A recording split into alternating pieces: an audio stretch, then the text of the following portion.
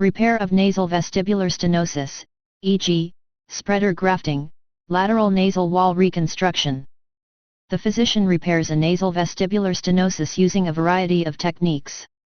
Separately reportable cartilage, e.g., auricular composite, graft may be used to support the cartilaginous skeleton and vestibular soft tissue scarring.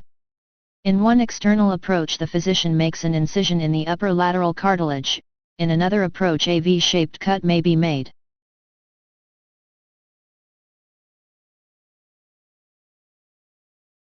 In either case, the incision is followed by an osteotomy of the medial aspect of the nasal bones. A spreader graft is placed to widen the nasal vestibule. The incision is closed or closed in a VY manner, lengthens the columella, with suture.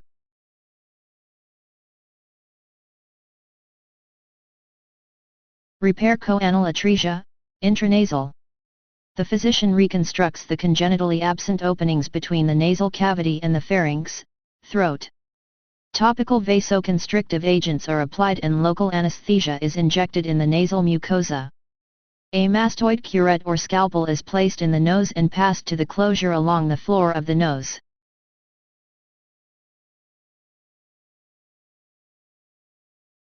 The physician gently punctures the closure to create an opening in the nasopharynx. Sequential rubber tubes of increasing size are placed through the new opening.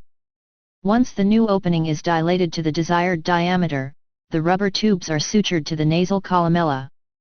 The tubes remain for a 3 to 8 week healing period to ensure patency of the new posterior nares after removal.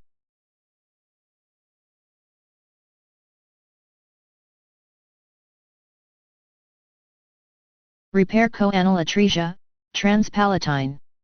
The physician reconstructs the congenitally absent openings between the nasal cavity and the pharynx, throat. Topical vasoconstrictive agents are applied to the nasal mucosa. Local anesthesia is injected in the nasal mucosa and maxilla. A midpalatal incision is made extending posterior to the nasopalatine foramen to the soft palate. The mucoperiosteum is elevated, exposing the hard palate.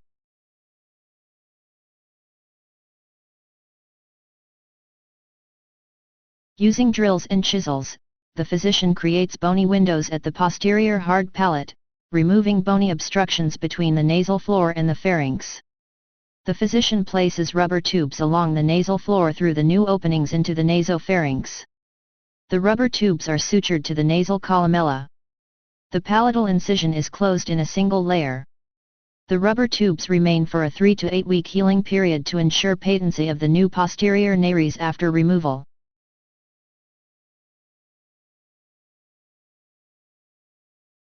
Repair nasal septal perforations. The physician repairs perforations in the nasal septum. Topical vasoconstrictive agents are applied and local anesthesia is injected into the nasal mucosa. The physician creates local mucoperichondrial flaps on either side of the perforation with a scalpel. Each flap is designed only exposing one side of the septal cartilage while retaining mucosal coverage of the septal cartilage on the opposite side.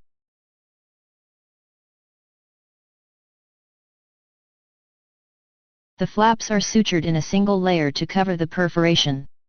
Larger defects may require the use of separately reportable autogenous grafts, i.e., muscle fascia, in addition to local flaps. Transseptal sutures and septal stents support the septal mucosa and maintain the new position of the flaps.